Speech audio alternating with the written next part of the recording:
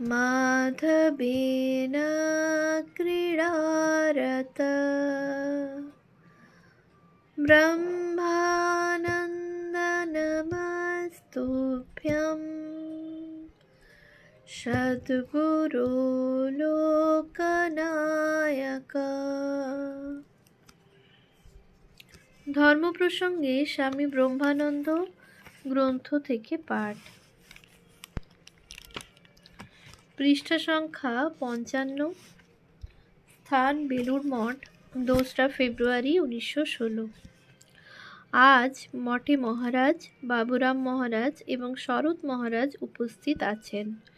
খাবার পংক্তিতে একজন সাধু প্রচার করে দিলে যে আজ 4টার সময় মহারাজের বারান্দায় সভা হবে। সাধু ব্রহ্মচারী সকলকে সে সময় উপস্থিত থাকবার জন্য মহারাজ বলেছেন। 4টার সময় সকলেই সভায় উপস্থিত হলো। একজন সাধু মহারাজকে প্রশ্ন করলেন। প্রশ্ন: মহারাজ, রিলিফ ওয়ার্ক ছেলেরা করতে চায় না, কি করে এইসব চলবে? মহারাজ: কে কাজ করতে চায় না? যিনি প্রশ্ন করেছিলেন তিনি একজনের নাম করলেন। মহারাজ: হ্যাঁ রে, কেন তোরা কাজ করতে চাসনি? উত্তর: রিলিফ ওয়ার্ক করতে গিয়ে সারা দিন খাটতে হয়, সেই জন্য সাধন ভজন করবার সুবিধা হয় না, সময়ও পাওয়া যায় না। মহারাজ: বরাবর কি ওইরূপ খাটতে হয়? উত্তর: না মহারাজ, প্রথমেই বেশি খাটুনি পড়ে। মহারাজ: তবে সময় পাওয়া যায় না বলছিস? দেখ বাবা, তোদের মুখে ওসব কথা শোভা পায় না। তোরা সাধু ব্রহ্মচারী লোক, তোদের ভিতর ব্রহ্মচর্যের একটা শক্তি রয়েছে। তোদের ধ্যান ভজন ও কাজকর্ম একসঙ্গে করতে হবে। এটা করে ওটা পারিনি, ও তো গৃহস্থের কথা। আমার ধারণা তোদের ভজনে স্পৃহা নেই, কেবল কাজকর্ম, হইচই ও আড্ডা দিয়ে সময় কাটাস, আর মুখে বলিস ধ্যান ভজনের সময় পায় না। রিলিফ ওয়ার্কে প্রথম না হয় কিছু খাটাখাটুনি হয়, বরাবর তো আর সেরকম থাকে না। তখন সাধন ভজন করিস নে কেন? তোদের ওসব কথা বলতে লজ্জা হয় না? ঠাকুরের ইচ্ছায় আমাদের কত কাজ করতে হয়েছে। সাধু হয়ে উকিল অ্যাটর্নির বাড়ি পর্যন্ত ঠাকুর ছুটাছুটি করিয়ে নিয়েছেন। তাতে আমাদের কোনো অমঙ্গল হয়েছে বলে তো মনে হয় না। আমরা জানি সবই তাঁর কাজ। মহারাজের কথা শুনে সকলেই চুপ করে আছে। পূজনীয় শরৎ মহারাজ উপস্থিত সকলকে মঠে আর কি অসুবিধা ও বাধাবিঘ্ন আছে জানাতে বললেন। কেহই আর বিশেষ কিছু উচ্চবাচ্য করছে না দেখে মহারাজ একজন সাধুকে লক্ষ্য করে জিজ্ঞাসা করলেন, তোমার কি অসুবিধা হচ্ছে? উত্তর: পূর্বে আমি পড়াশোনার অসুবিধা বোধ করতুম, এখন ভজনে বেশ মন লেগেছে, এখন আর কোনো অসুবিধা নেই। অন্য আর একজন সাধু বললে, মঠে পড়াশোনার বড়ই অভাব, একজন পণ্ডিত থাকলে ভালো হয়। মহারাজ: কেন? তুমি তো শুকুলের অর্থাৎ স্বামী আত্মানন্দের কাছে পড়ছ। শুকুল তো পণ্ডিত লোক, আবার ভালো সাধু। মহারাজ নিজ আসন থেকে দাঁড়িয়ে উঠে আবার বলতে লাগলেন, স্বামীজি আমেরিকা যাবার আগে আমাকে ও হরি মহারাজকে আবু পাহাড়ে যে চিঠি লেখেন, তার এই কথাগুলি আমার জ্বলন্ত মনে রয়েছে। হরি ভায়াও সে কথাগুলি প্রায়ই উত্থাপন করেন। সে কথাগুলি হচ্ছে, জগদ্ধীতায় বহুজন সুখায় হচ্ছে ধর্ম, আর নিজের জন্য যা করা যায় সবই অধর্ম। কি ভয়ানক কথা বলো দেখি, এ কথার কি মূল্য আছে?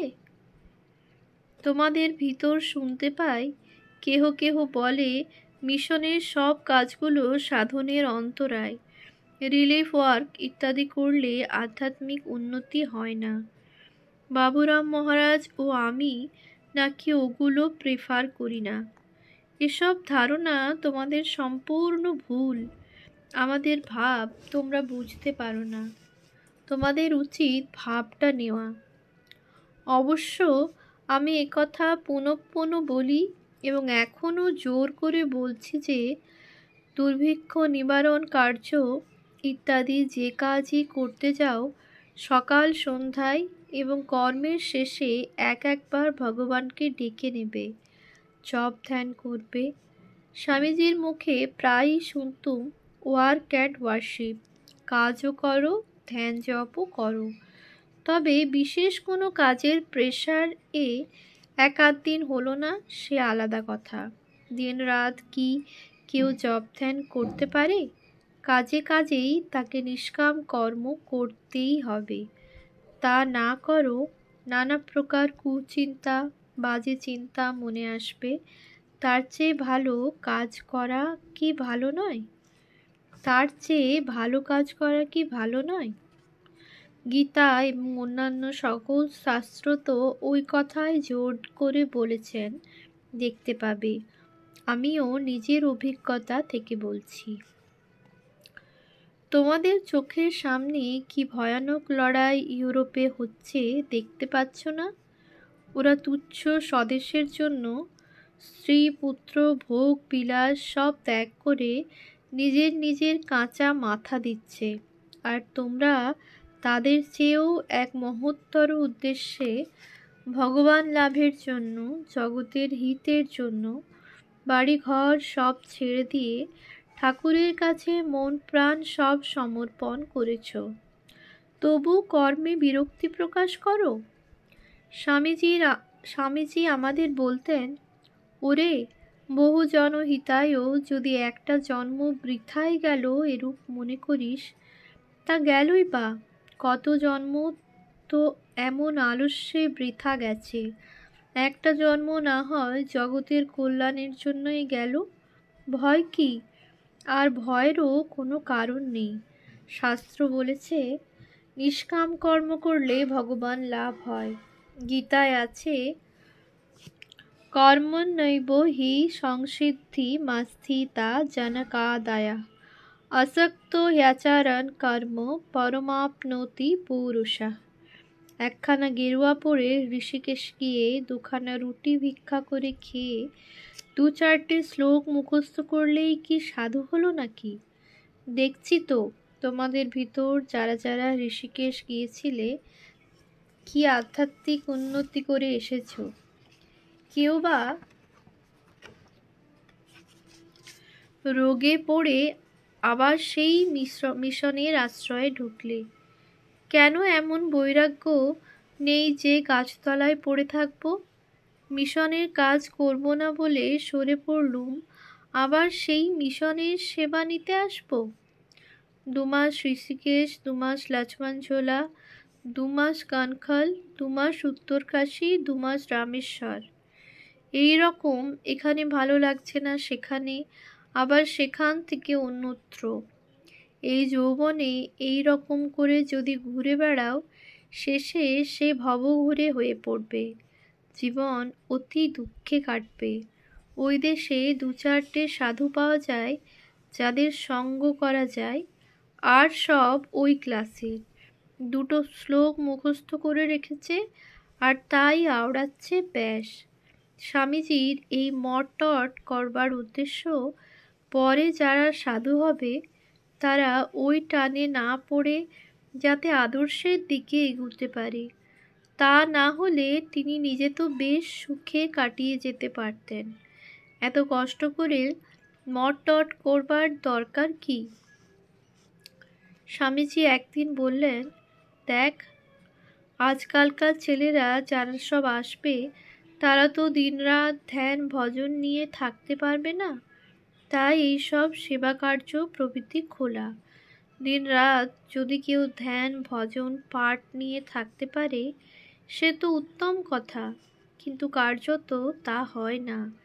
শেষে কুঁড়েমির আশ্রয় করে থাকে। ভালো কাজের একটা ফল আছেই তো, ভালো কাজের একটা ফল আছেই আছে। সেটা যাবে কোথায়? সেই ফলই তোমার মুক্তির পথ পরিষ্কার করে দেবে। দেখছি ঋষিকেশে যারা 2-4 বছর কাটিয়ে আসছে, তাদের চেয়ে এক জায়গায় স্থির হয়ে বসে ধ্যান ভজন কাজকর্ম নিয়ে আছে, তারা বেশ উন্নতি করছে। তোমরা এটা বেশ চেনো, যারা কাজে ফাঁকি দেবে তারা নিজেরাই ফাঁকে পড়বে।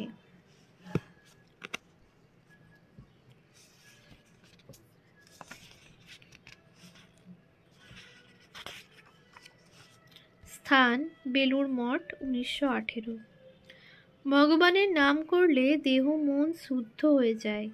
তার নামে এমনই বিশ্বাস হওয়া চাই, আমার আর ভয় কি, আমার আবার বন্ধন কি, তার নাম করে আমি অমর হয়ে গেছি, এরকম বিশ্বাস করে সাধন করতে হবে। সাধন ভজন করবার উদ্দেশ্য কি? তাকে জানা, তার কৃপা লাভ করা।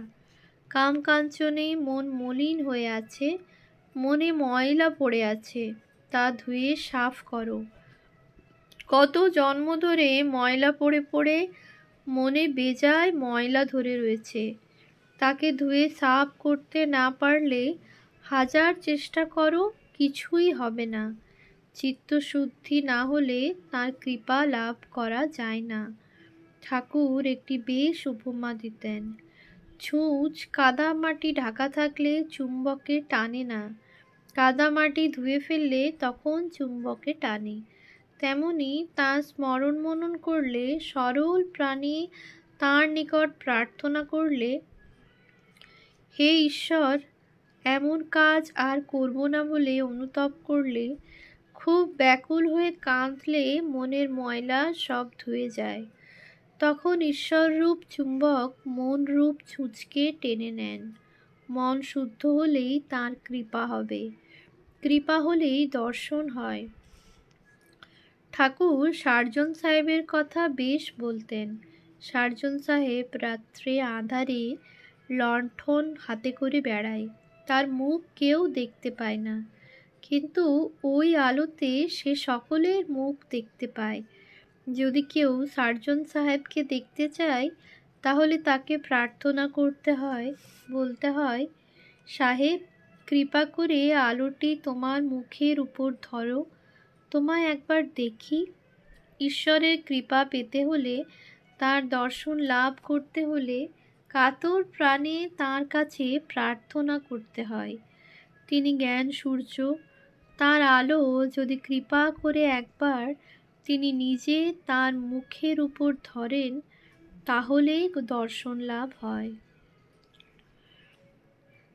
যতক্ষণ ভোগ বাসনা থাকে ততক্ষণ তাকে জানতে বা দর্শন করতে প্রাণ ব্যাকুল হয় না। ছোট ছেলে খেলনা নিয়ে ভুলে থাকে, সন্দেশ নিয়ে ভুলে থাকে। যখন খেলনা বা সন্দেশ আর ভালো লাগে না, তখন মার কাছে যাওয়ার জন্য ছটফট করে ও কাঁদে।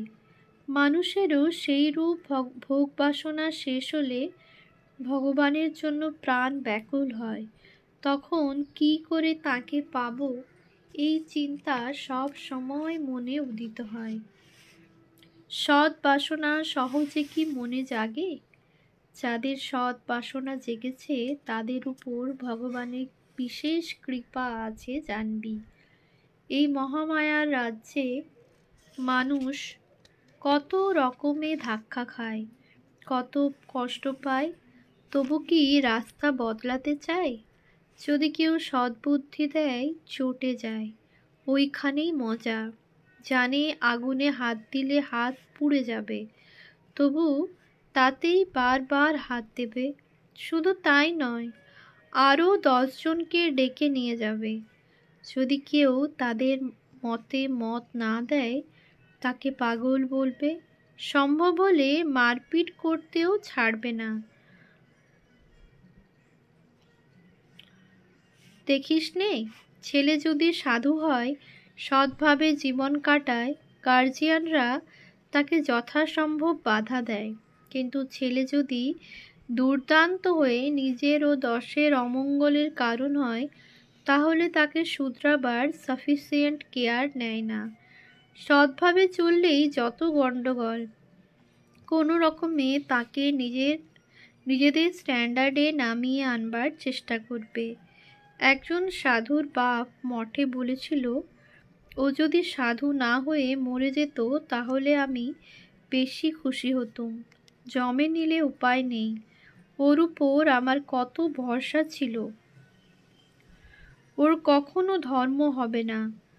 আগে যদি জানতুম ও এমন হবে তবে আঁতুড়েই নুন খাওয়াবার ব্যবস্থা করতুম। সব ল্যাঠা চুকে যেত। এরই নাম সংসার।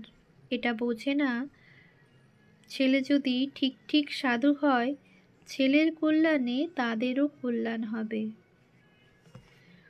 ওম শান্তি শান্তি শান্তি। হরি ওম তৎসৎ। শ্রীরামকৃষ্ণার্পণমস্তু।